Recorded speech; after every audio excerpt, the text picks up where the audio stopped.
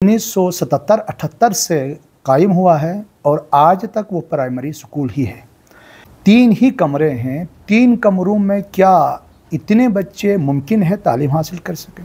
बुनियादी तौर पर हम जिस इलाके से ताल्लुक़ रखते हैं उस इलाके की तरक्की जो है ना वो जितने भी हुकूमतें 1947 से अभी तक गुजरी हैं उनको सूट नहीं करता है। हमने आज तक जितने भी नुमाइंदों को वोट दे के लाए उसमें से किसी एक ने भी शायद यूनिवर्सिटी देखी हो। वादियों में रहने वाले लोगों को हमेशा से तालीम से दूर रखने की कोशिश की गई। अस्सलाम वालेकुम मौलाना साहब, सबसे पहले आपको देवसाई उर्दू में खुशामदीद कहते हैं। आपकी एक वीडियो सोशल मीडिया में थोड़ा सा बिलामिक से रिलेटेड कुछ एक तालीमी इदारे के हवाले से, जहाँ पे बच्चों के स्कूल में लिए जो मुश्किलात थी तलबात के लिए उस हवाले से थी, क्या कहेंगे आप पे इस हवाले से? वालेकुम अस्सलाम, बिस्मिल्लाहिर्रहमानिर्रहीम। जी हाँ, मैंने वहाँ जाके जो कुछ देखा, हकीकत यह है कि मौज़े थोर से रोंदू का एक मौज़ा है, बड़ी आबादी है। उसमें एक प्राइमरी स्कूल है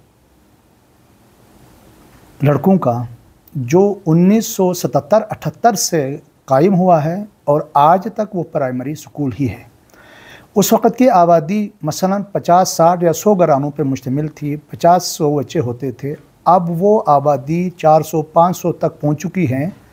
तो यूँ समझिए अब इतने ही बच्चे हैं, 3 ही कमरे हैं। 3 कमरों में क्या इतने बच्चे मुमकिन है तालीम हासिल कर सकें?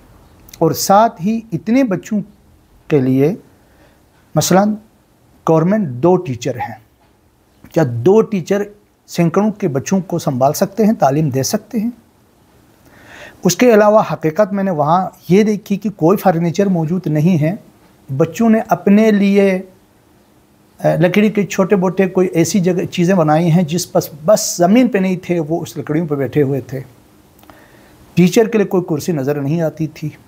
यानी कोई तालीमी निज़ाम नहीं है। अगर मैं ये कहूँ मफलूज है तो बेजा नहीं होगा। 45 साल से प्राइमरी स्कूल ही बाकी रहना, इंसाफ वाली तमाम कौमों से मेरा सवाल है, गिलगित-बल्तिस्तान हुकूमत, एजुकेशन से, चीफ सेक्रेटरी साहब से, और इसी तरह वो NGOs जो तालीम पे काम करते हैं, क्या आप में से किसी की आज तक उधर नज़र नहीं पड़ी कि 45 साल से एक स्कूल प्राइमरी ही रहे? मैं ख़ुद उस स्कूल का पहला स्टूडेंट जो 5वीं पास करके फारिग हुआ था। अब मैं इस उम्र को पहुंचा हूँ। वो स्कूल ऐसा ही है। फिर दूसरे नंबर पर उससे भी मुसीबत यह है कि गर्ल्स एक प्राइमरी स्कूल है, 2-3 कमरों पे मुश्तमिल। ज़मीनें लोगों ने मुफ्त दी हैं, गवर्नमेंट ने कोई मुआवजा अदा नहीं किया है। उस स्कूल का हाल भी ये है, आंखों देखा हुआ हाल ये है कि जब धूप पड़ती है, बारिशें होती हैं, बैठने के लिए जगह नहीं। उन 2 या 3 कमरों में 200 बल्कि 300 के करीब तालिबात थी। जब मैं उधर गया था तो वो बच्चियां इन 2-3 कमरों में अंदर बैठ के तालीम कैसे हासिल कर सकती हैं? ये मुमकिन है क्या? मैं इंसाफ वाले अफराद से हज़रत से सवाल करना चाहता हूँ, क्या ये इम्कान है? और वो भी गवर्नमेंट 2 टीचर। मसला यह है कि दही इलाकों से बच्चियां अपनी तालीम जारी रखने के लिए दूर नहीं जा सकती हैं।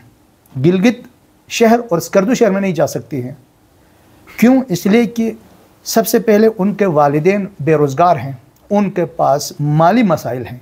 दूसरे नंबर पर एक बच्ची और ख़ातून होने की हैसियत से उसको संभालने वाला नहीं होता है शहर में। इस वजह से बच्चियां प्राइमरी स्कूल प्राइमरी पास करने के बाद उनकी तालीम वहीं पे ख़त्म हो जाती हैं, मुरझा जाती हैं। आसपास में भी कोई ऐसा सिस्टम नहीं।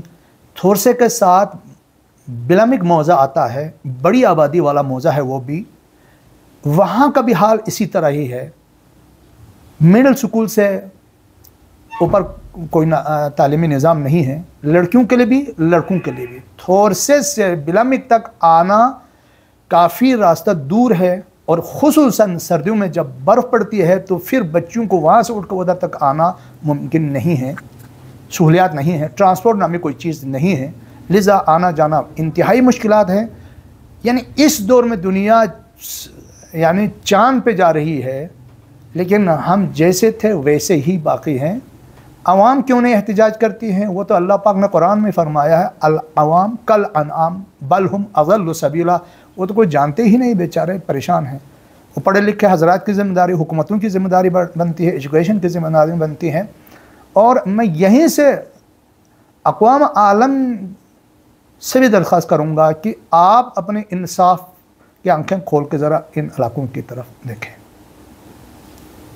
शुक्रिया मौलाना साहब, आपने थोड़ा बिलामिक के हवाले से एक अच्छी पिक्चर जो महकमा तालीम है गिलगित बल्तिस्तान के सामने ले आए। यकीनन ये सारी सूरत हाल महकमा तालीम के आला ज़िम्मेदारों को भी पता होगा।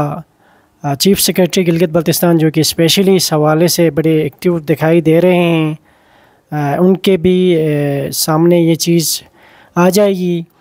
बाकी रुंदू की सूरत हाल क्या है? अगर साहब आप ने विज़िट किया होगा रुंदू के दिगर इलाकों में भी, कोई तसल्ली बख्श है या बिल्कुल ऐसी सेम कंडीशन है?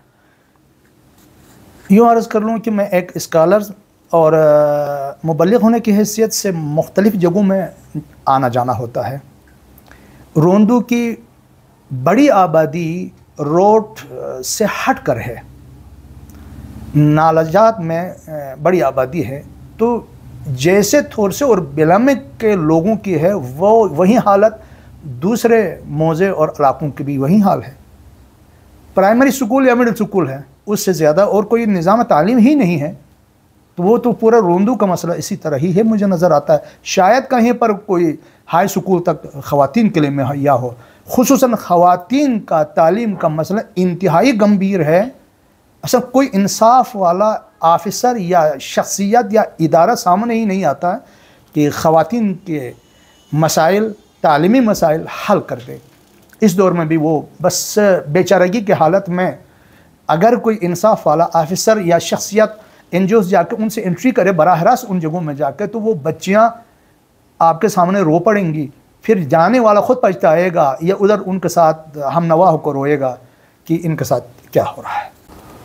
अस्सलाम वालेकुम नाज़रीन, जैसा कि प्रोग्राम के पहले हिस्से में हमने रुंदू में तालीमी निज़ाम के हवाले से जो दस्तयाब वसाइल हैं उनके हवाले से जनाब शेख अली नकी साहब से अपनी जानकारी लेने की थोड़ी सी कोशिश की थी।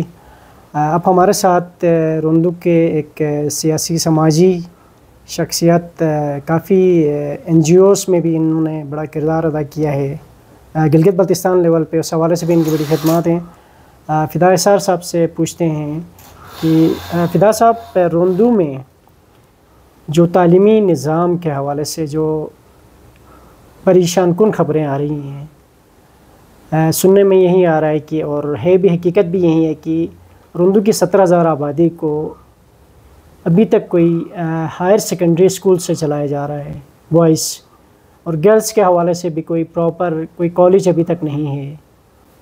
और हाई स्कूल की बात करें तो कोई टोटली मेरे ख़्याल से लगभग बॉयज़ के 4 स्कूल हैं और गर्ल्स का तो शायद 1 या 2 हों, एक ही है। तो वजह क्या है और कैसे सही होगा ये निज़ाम? बहुत शुक्रिया।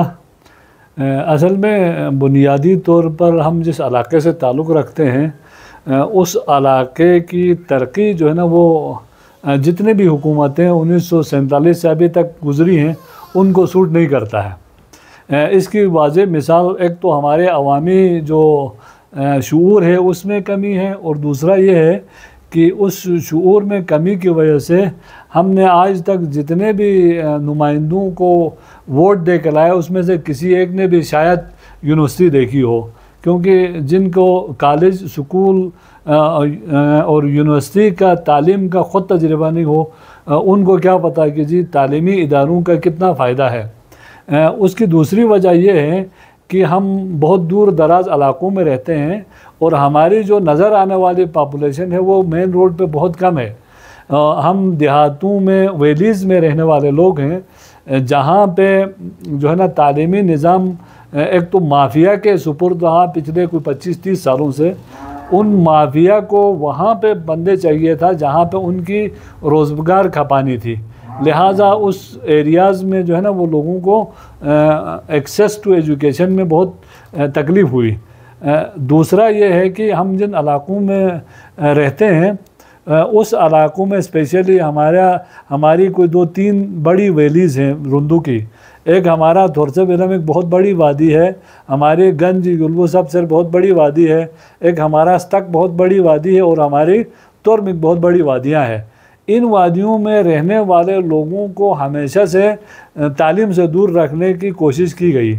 अभी तक आप यकीन करें कि जी 75,000 आबादी के जो इलाका है जो लब रोड है, जाहिर है हमारे से गुज़र के पूरा बल्तिस्तान में लोग जाते हैं, लेकिन तालीमी निज़ाम हमारे वहाँ मौजूद नहीं है। ले दे के जो है ना वो कुछ स्कूल्स हैं जो मेन रोड के करीब हैं, उनको देखा देखी में लोग जा रहे हैं।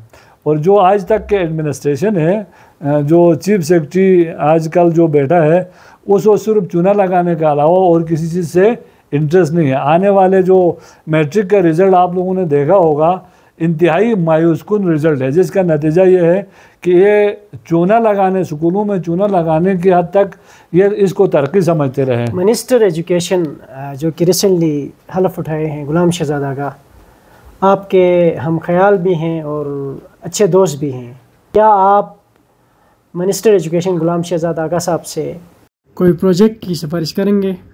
बहुत ज़बरदस्त आपने सवाल किया। यकीनन हमारे जो नया मिनिस्टर एजुकेशन है गुलाम शहजाद आगा, उनको एक्सपोजर है तालीम का भी, उसको पता है कि हमारे मसाइल क्या हैं। एक तो उनके शुक्रिया इसलिए अदा करूं कि जी रुंदू में जो बगैर स्कूल है उसके लिए उन्होंने अपने एडीपी में बाकायदा पैसे रखा है और उन्होंने मंजूरी करवाई है।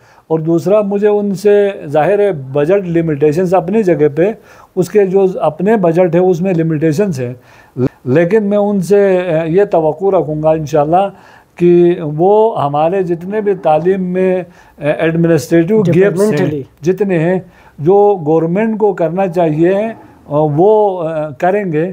यकीनन आपके एडीपी में तो क्योंकि गवर्नमेंट ऑफ पाकिस्तान को ही तालीम प्रायोरिटी नहीं है, तरजीहात में शामिल नहीं है, तो जीबी भी उसी सिलसिले में ही जो है मुतासिर है। शहजाद आगा से एक गुजारिश करूँगा कि वो डोनर एजेंसीज़ के साथ मिल के जो है ना वो मुख्तलिफ इदारे हैं, यूएन के स्पेशली इदारे हैं, उनके साथ कोई 1-2 मीटिंग करके जो हमारे मिसिंग फैसिलिटीज़ हैं गिलगित बल्तिस्तान के स्कूलों में, उस पर बेहतर तरीके से काम करके उनसे फंडिंग लेके काम किया जा सकता है। एक RSP के साथ आपका बड़ा एक तजुर्बा है और औरत फाउंडेशन को आपने गिलगित बल्तिस्तान लेवल पे लीड किया है।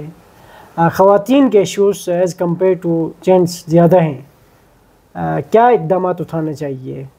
देखिए, हमारा मसला ही एक्सेस टू एजुकेशन खुसूसन फ़ीमेल का, जिस इलाके से हमारा ताल्लुक़ है रुंदू स्पेशली, क्योंकि शहर से दूर होने की वजह से वो सिर्फ प्राइमरी या मिडिल के अलावा ख़वातीन या बच्चियाँ हमारी वो आगे तालीम हासिल नहीं कर पा रही हैं। लिहाजा गवर्नमेंट को और मुखैर इदारों को, जो डोनर एजेंसीज़ है, खुसूसन UN के जो एजेंसीज़ हैं, उनको चाहिए कि वो यहाँ गवर्नमेंट ऑफ गिलगित बल्तिस्तान महकमा तालीम को सपोर्ट करें कि वो मुख्तलिफ़ जगहों पे जो स्कूलों के अंदर जो मिसिंग फैसिलिटीज़ हैं उनको इन पर भी काम किया जाए। जैसे कि मैं कई स्कूलों में गया जिसमें 300 से ज़्यादा बच्चियाँ हैं, लेकिन 2 या 3 कमरे हैं। अब 2-3 टीचर हैं, तो पाकिस्तान के जो मेयार के मुताबिक 20 स्टूडेंट्स के लिए एक टीचर होता है, यहाँ तो 100 स्टूडेंट्स का एक टीचर भी नहीं बनता है। लिहाजा जब तक हम इनकी तालीमी ज़रूरतों को पूरा करने के लिए मिसिंग फैसिलिटीज़ और टीचर्स की कमी को पूरा नहीं करेंगे, तब तक यहाँ से जो है ना तालीमी निज़ाम बेहतर नहीं हो सकता।